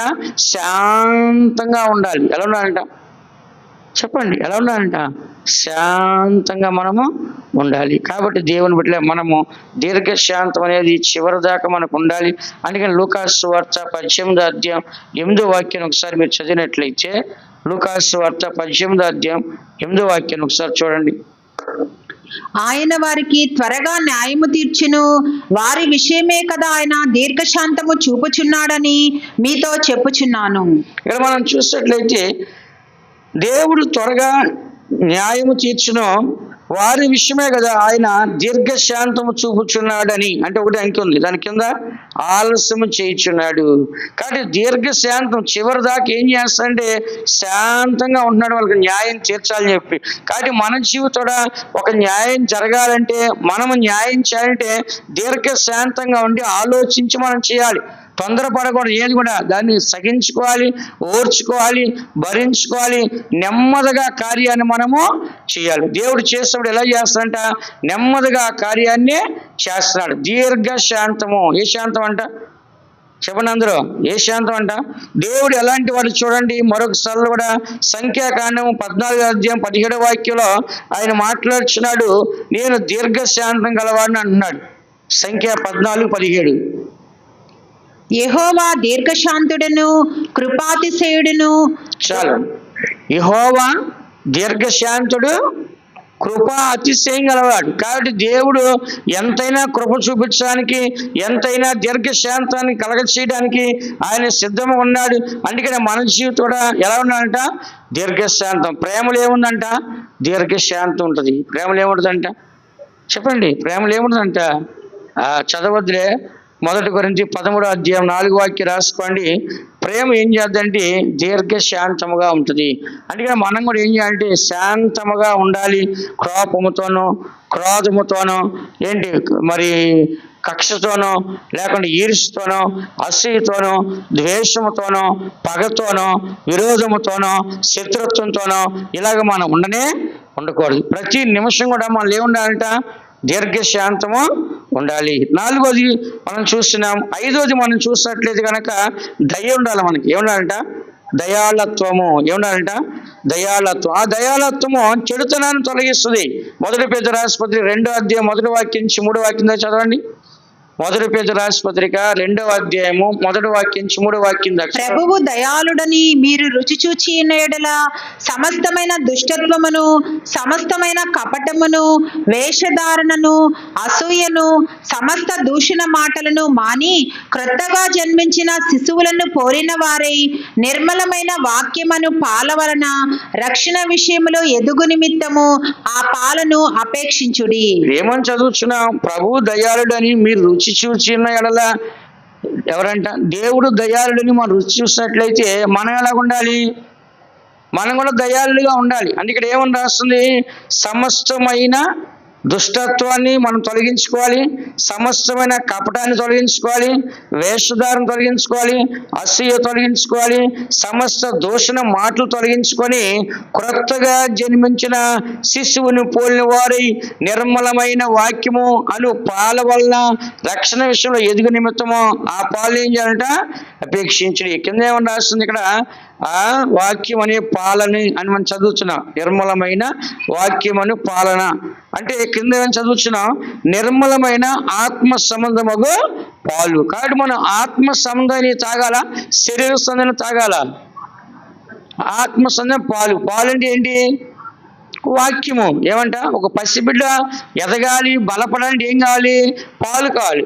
ఆత్మీయ జీవితంలో మనం కూడా ఎదగాలి, బలం పొందాలంటే ఏం కావాలి మనకి? చెప్పండి. ఆత్మ సంబంధమైన వాక్యం అనే పాలు మనకు కావాలి. అందుకని మనం కూడా దయాళులుగా ఉంటే ఏముండకూడదు మనలో? సమస్తమైన దుష్టత్వం ఉండకూడదు, సమస్తమైన కపటం ఉండకూడదు, వేషధారణ ఉండకూడదు, అసూయ ఉండకూడదు, దూషణ మాటలు ఉండకూడదు. కానీ దేవుడు దయాళుడు అంటే ఏంటి? ఇవన్నీ ఆయనకే లేవు. ఇవన్నీ మనకు ఆయనకు ఉంటే ఆయన దయాళుడు అని చెప్పేసి ఎవరైనా చూస్తారా? చూడరు. ఎవరైనా ఆయన రుచి చూస్తారా? ఇప్పుడు మంచిదని తెలిస్తే రుచి చూస్తాం, చెడ్డదంటే ఎవడన్నా నోట్లో రుచి చూస్తారా? చెప్పండి. మంచిదంటే ఎవడైనా రుచి చూస్తాడు, తింటాడు. చెడ్డదంటే ఎవడైనా రుచి చూస్తాడు, తింటాడా? తినడు. అలాగే దేవుడు ఎవరంట?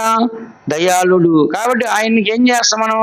రుచి చూసి యెహోవా ఉత్తముడు మనం ఏం చేస్తాము? రుచి చూసి తెలుసుకున్నాం మంచివాడని చెప్పేసి. అలాగే మనం కూడా ఎలా ఉండాలంటే ఇలాంటి చెడుతనం అనేది మనలో ఉండాలా, ఉండకూడదా? చెప్పండి. ఇలాంటి చెడుతనం మనలో ఉండకూడదు. దేవుడు ఎలాగో దయాళుడు ఉన్నాడో మనం కూడా ఏం చేయాలంటే ఒకరి మీద ఒకరు ఎలాంటి విరోధము, ఎలాంటి శత్రుత్వం లేకుండా అందరికీ మనం ఎలా ఉండాలి? దయాళుగా ఉండాలి. ఎఫెసీ రాసిన పత్రిక 4వ అధ్యాయం 32వ వాక్యం చూడండి. ఎఫెసీ రాసిన పత్రిక 4వ అధ్యాయం 32వ వాక్యం. ఒకనేడుల ఒకడు దయ కలిగి కరుణాహృదయులై క్రీస్తునందు దేవుడు మిమ్మల్ని క్షమించిన ప్రకారము మీరును ఒకరినొకరు క్షమించుడి. చూస్తారా? దయ కలిగి, ఒకరి ఎడల ఒకరు దయ కలిగి కరుణా హృదయులై క్రీస్తు మిమ్మల్ని క్షమించిన ప్రకారం మీరు ఒకరినొకరు ఏం చేయాలంట? క్షమించండి. కాబట్టి మనం ఎప్పుడు కూడా చెడుతనాన్ని మనం ఉంచుకోవాలా? ఉంచకూడదు. ఉంచితే మనం దయాళుమేనా, దయగలవారిమేనా? చెప్పండి. దయగలవారిని రుచి చూస్తారు. ఎవరైనా మనల్ని భయపడతారు. అమ్మో వాళ్ళ నోట్లో నోరు పెట్టలేం బాబోయ్, వాళ్ళని కదిపితే కంపు అని చెప్పి ఏం చేస్తారు? మనం చూసి దూరంగా వెళ్ళిపోతారు. కాబట్టి మనం దయాళులుగా ఉండి ఏ చెడుతనం లేకపోతే అందరూ మన దగ్గరికి వస్తారు. ఆ రోజు ఏమని రాస్తుంది? మంచితనము. ఏమంటది? మంచితనం. కాబట్టి మనం మంచివారిగా ఉండాలి, మంచి కార్యాలు చేయాలి. యేసు చెప్పాడు, నేను గొర్రెలకి మంచి కాపరిని. ఏం చెప్పాడ? అప్పుడు ఎన్ని ఎక్స్ప్లెయిన్ చేయ టైం చాలు, నేను చెప్తా, రిఫరెన్స్ రాసుకోండి. 10వ అధ్యాయం యోహాను సువార్త 14వ వాక్యంలో నేను గొర్రెలకి ఏమన్నాడంట? ఆయన మంచి కాపరిని. కాబట్టి దేవుడు మనుషుల్ని కాయటంలో ఆయన ఒక మంచి వాడిగా ఉండి, మంచి కాపరిగా ఉండి పాపుల్ని క్షమిస్తున్నాడు, పాపులు రక్షిస్తున్నాడు, పాపులు నీతిమంతులుగా మారుస్తున్నాడు, పాపుల్ని పరిశుద్ధులుగా మారుస్తున్నాడు, పాపుల్ని సంపూర్ణ చేస్తున్నాడు, పాపుల్ని పరలోక రాజ్యానికి సిద్ధపరుస్తున్నాడు. కాబట్టి యేసు ప్రభువు ఎవరంటే మంచి కాపరి. ఆయన అందరికీ మంచి చేస్తున్నాడు. చూడండి, మత్తయి సువార్త 20వ అధ్యాయం 15వ వాక్యం చదవండి. మత్తయి సువార్త 20వ అధ్యాయం 15వ వాక్యం ఏమని రాస్తుంది? నాకు ఇష్టము వచ్చినట్టు నా సొంత సొమ్ముతో చేయుట న్యాయము కాదా? నేను మంచివాడనైనందున నీకు కడుపు మంటగా ఉన్నదా అని ఇక్కడ మనం చెప్పాను. చూసేట్లా యేసు ప్రభువు ఒక ఉపమానం చెప్పాడు. కొంతమంది ఉదయం పొలానికి 9 గంటలకు వచ్చారు, కొంతమంది 11 గంటలకు వచ్చారు, కొంతమంది 1 గంటకు వచ్చారు, కొంతమంది 4 గంటలకు వచ్చారు, కొంతమంది 6 గంటలకు కూడా వచ్చారు. అయినా కూడా ఏం చేస్తాడంటే దేవుడు అందరికీ సమానమైన కూలి ఇచ్చాడంట. అప్పుడు ముందు వచ్చారు అన్నారు, మేము ముందు వచ్చాం కదా, వాళ్ళు లాస్ట్లో వచ్చారు కదా, మాతో సమానంగా ఎలా ఇస్తారంటే ఆయన అన్నాడు, నేను మంచివాడినైనందున మీకు కడుపు మంటగా ఉందా? కింద రాసిందని ఫుట్ నోట్లో, మీ కన్ను చెడి ఉందా? ఏమంటది అంటే ఇప్పుడు మనం మంచి చేస్తే మనిషికి ఎక్కడ కోపం వస్తుంది? ఫస్ట్ ఆ కంటితో చూడగానే వాడికి కోపము, బీపీ అన్ని రేగుతాయి. ఎందుకని? కంటితో చూశాడు కాబట్టి అర్థమైంది. ఫస్ట్ చూడగానే ఏమైంది, నాకు ఒక డబ్బు ఇచ్చాడు, వాడికి కూడా అదే డబ్బు ఇస్తాను. నేను పొద్దున్న 9 వచ్చి పని చేశాను, వాడు సాయంత్రం 6 గంటలకు వచ్చాడు, లేకుంటే 5 గంటలకు వచ్చాడు, వాడికి నాకు సమానంగా చెప్పేసి ఈ కళ్ళు ఏమిటంట చెడి ఉన్నాయా అని రాస్తుంది అక్కడ. అందుకని దేవుడు మంచివాడు, దేవుడు మంచి కార్యాలు చేస్తాడు. మనం కూడా మంచివారు ఉండాలా, చెడ్డవారు ఉండాలా? ఈ దినాల్లో చాలా మంది ఏం చేస్తారు, బాగా డబ్బు సంపాదించి మంచి వారు ఉంటే కొంత పేదలకు సహాయం చేయడము, రోడ్ల మీద సలివేంద్రం పెట్టడము, రోడ్ల మీద మజ్జిగ ఇవ్వటము, రోడ్ల మీద కొన్ని షెల్టర్ చేసి షెడ్ లాగా వేసి పెట్టడము, ఇలా ఏం చేస్తారంటే కొంతమందికి అన్నదానం చేయటము, ఇలా ఎన్నో రకాలుగా చేస్తారు. కారణం ఏంటి? మంచివారు అనిపించుకోవాలని. ఏమనిపించుకోవాలంట చెప్పండి? మంచివారు అనిపించుకోవాలి. కాబట్టి మంచివారు అనిపించుకోవాలి, మనం ఏం చేయాలి? మంచి కార్యాలు చెయ్యాలి. అందుకని ఇక్కడ మనం చదువుతున్న మంచి కాపరిగా, మంచి కార్యాలు చేసేవాడుగా యేసు ప్రభు ఉంటాడు. నెక్స్ట్ 7వ ఏమని రాస్తుంది? విశ్వాసము. కాబట్టి యేసు ప్రభు విశ్వాసం ద్వారా అనేక అద్భుతాలు చేశాడు. నా యందు విశ్వాసం ఉంచేవాడు నాకంటే గొప్ప కార్యాలు చేయనని చెప్తాడు. కాబట్టి మనందరం కూడా ఎలా ఉండాలంటే విశ్వాసంతో జీవించాలి.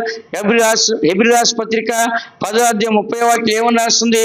నా ఎదుట నీతిమంతుడైన వాడు విశ్వాసం మూలంగా జీవించడం, కానీ వాడి వెనక తీసేళ్ళ వాడి ఆత్మ మీద నాకు సంతోషము ఉండదు. కాబట్టి దేవుని బిడ్డ మనందరం కూడా విశ్వాసం కలిగి ఉండాలి. యేసు ప్రభు ఎలాంటి విశ్వాసం కలిగిన వాడికి ఉన్నాడో, ఎలాంటి అద్భుతాలు చేస్తాడో, మనం కూడా అలాంటి విశ్వాసం కలిగి అద్భుతాలు చేసేవారుగా మనం కనపడాలి.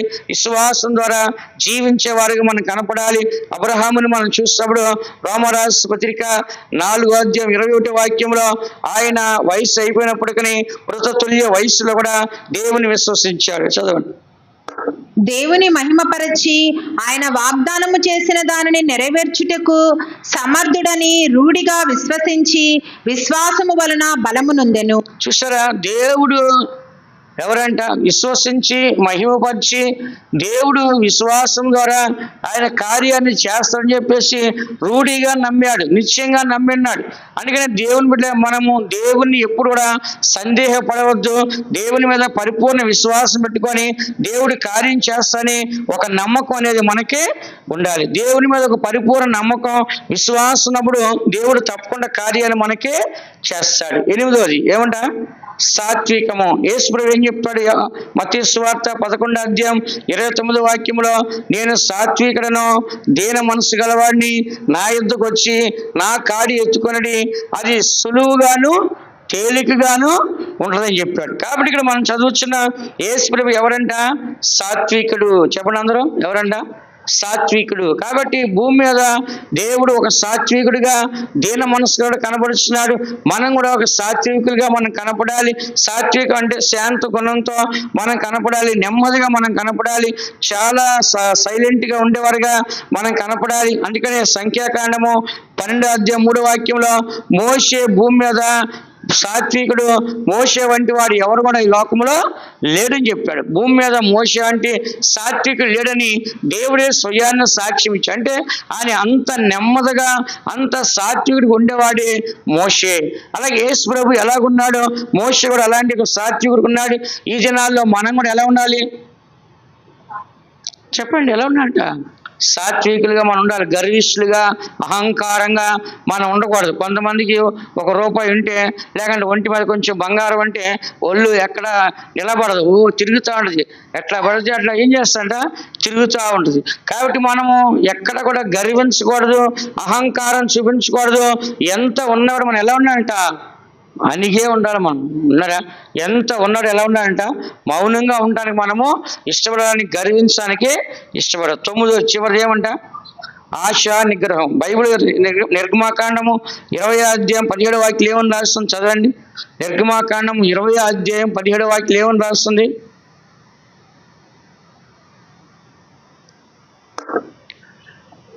నీ పొరుగువాని ఇల్లు ఆశింపకూడదు.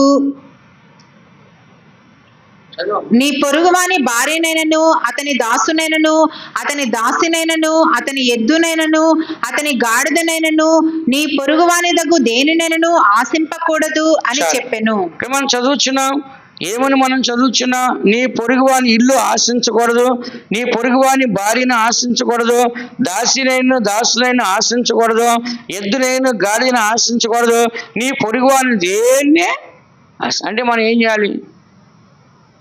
ఇప్పుడు ఏదైనా మనకు నచ్చింది ఒక వస్తువు లేకపోతే ఒక మనిషి నచ్చింది, మనం ఏం చేయకూడదు? ఆశించకూడదు. మనకి కావాలి, నాకే సొంతం అవ్వాలి అని చెప్పేసి మనం ఏం చేయాలంటే చెడు ఆశ మనలో ఉండకూడదు. మొన్న ఈ మధ్య సోషల్ మీడియాలో ఒక అమ్మాయి ఫోటో పెట్టి ఫుల్ హల్చల్ చేసింది. క్రికెట్లో జరుగుతున్నప్పుడు ఆ అమ్మాయి ఎక్స్ప్రెషన్ అంతా చూపించారు. తీరా అందరూ కూడా చూసి అందరూ చూసి కొన్ని లక్షల యూస్ వచ్చేసి తీరా చూస్తే అది అమ్మాయి కాదు, ఏఐ. ఎవరంట? అందరూ ఏం చేస్తారు, అబ్బా సూపర్ ఉంది అమ్మాయి అని చెప్పేసి అందరూ దాన్ని సెర్చ్ చేసి ఎక్కడ అమ్మాయి అడ్రస్ ఏంటి ఏం చేయాలి అన్నీ చూస్తే అక్కడ ఏమీ లేదు. ఏమంటది? ఏఐ బొమ్మ. అది బొమ్మకే మంచిగా శరీరాన్ని పిక్ చేసి సూపర్గా పెట్టారు. దానికి ఎంతమంది పడి తెచ్చారు కుర్రోళ్ళు, ఎంత అందమైన అమ్మాయి అని చెప్పేసి. తీరా చూస్తారు ఎవరంట?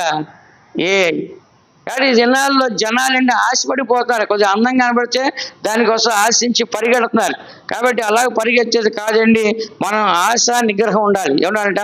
దాన్ని నిగ్రహించుకునే శక్తి మనకు ఉండాలి. ఏ శక్తి? ఇప్పుడు ఫర్ ఎగ్జాంపుల్గా ఆకాన్ని మనం చూద్దాం. ఎరుకోలో ఏం చేయొద్దన్నాడు దేవుడు? శపించబడింది కాబట్టి ఏది ముట్టొద్దు అన్నాడు. ఆకాన్ని ఏం చేశాడు? బంగారు శీలారు చూసి ఆశించి ఏం చేస్తాడ? ఆశించి తీసుకొని గుడారం పెట్టినాడు. దానివల్ల 33 మంది ఇశ్రాయేలు ప్రజలు చచ్చిపోయినారు. దేవునికి యెహోషువ ప్రార్థన చేస్తే దేవుడు చెప్పాడు, మీలో ఒక పనికిమాలోడు ఉన్నాడు, వాడు ఆశించి బంగారం తీసుకొచ్చాడు, దాన్ని పారేయండి అంటే వాడిని రాళ్ళు పెట్టి కొట్టి వాడు ఏం చేశాడ? సావు కొట్టాడు. కాబట్టి ఆశని నిగ్రహించుకోవాలి. ఏం చేయాలట? ఇప్పుడు రాహేలు మనం చూద్దాం. రాహేలు ఏం చేసింది? వాళ్ళ నాన్న యొక్క విగ్రహాన్ని తీసుకొని దాచుకొని ఏం చేసింది? తీసుకొని వెళ్ళింది, దారి మధ్యలో చచ్చిపోయింది. కాబట్టి దేవుని బిడ్డలైన మనము ఏదైతే పాపాన్ని మనం దాచుకుంటామో అది పరిపక్వమై గర్భం ధరించి మరణాన్ని తీసుకొస్తుంది. కాబట్టి ఏది కూడా మనం చెడుదాన్ని ఏం చేయకూడదు? ఆశించకూడదు. మొట్టమొదటి మనం ఏం చేయాలంట చెప్పండి? వాక్యం ఏమన్నాం? ఫస్ట్ మనము ప్రేమ కలిగి ఉండాలి. కానీ దానికి ముందు ఏమన్నా మనము ఆత్మలో మనం ఏం చేయాలంట? స్వభావం కలిగి ఉండాలి. రెండోది శరీరచ్చలు ఏం చేయాలంట? చంపాలి. శరీరచ్చలు ఏం చేయాలంట? విసర్జించాలి. శరీర కార్యం ఏం చేయాలంట? ఆత్మాసం నడుచుకుంటే అప్పుడు శరీరచ్చలు మీరు నెరవేర్చరు. అది అయిన తర్వాత మరి ఆత్మలో మరి దీనులుగా మనం విన్నాము. ఆత్మలో మన అందరం కూడా మనం ఏం చేస్తున్నాం? యేసు ప్రభు కపటం లేని వాడికి ఉండాలని మనం చూస్తున్నాం. అందుకని మనకి జీవితంలో ఎప్పుడు కూడా దేవునికి ఇష్టమైన బిడ్డలుగా మనం ఆత్మలో నీతిమంతులుగా మనం కనపడాలి. అలాగే ఇక్కడ మనం చదువుతున్నాం ఆత్మ ఫలం మొట్టమొదట ప్రేమ, సంతోషము, సమాధానము, దీర్ఘశాంతము, దయాలత్వము, మంచితనము, విశ్వాసము, సాత్వికము, ఆశ నిగ్రహం. అందరు కళ్ళు మూసుకోండి. దేవుని బిడ్డన మనము ఈ సత్యాన్ని విన్నాం, సత్యాన్ని చదువుతున్నాం. మన ఆత్మీయ జీవితం మంచిగా ఉండాలి. శరీర సంబంధం ఉండకూడదు. జగత్ పునాది వేయబడక మునిపే దేవుడు మనల్ని క్రీస్తులు ఏర్పరచుకున్నాడు, ప్రేమలో ఏర్పరచుకున్నాడు. ఆ ప్రేమ కుమారుని యొక్క ప్రేమలోంచి మనం జన్మించున్నాం. ప్రేమలోనే మనం జీవించాలి, ప్రేమలోనే మనం ఎదగాలి. ప్రేమలో ఆయన అంతవరకు సంపూర్ణమైన ప్రేమించాడు. ఆ ప్రేమ కలిగి మనం కూడా అంతవరకు సంపూర్ణంగా మనం ప్రేమ కుమారుని యొక్క రాజ్యానికి వారసులుగా పరలోక రాజ్యంలో ఉంటకో దేవుడు మనకు సహాయించను గాక. దేవుడు మనల్ని ఆశీర్వదించిన గాక.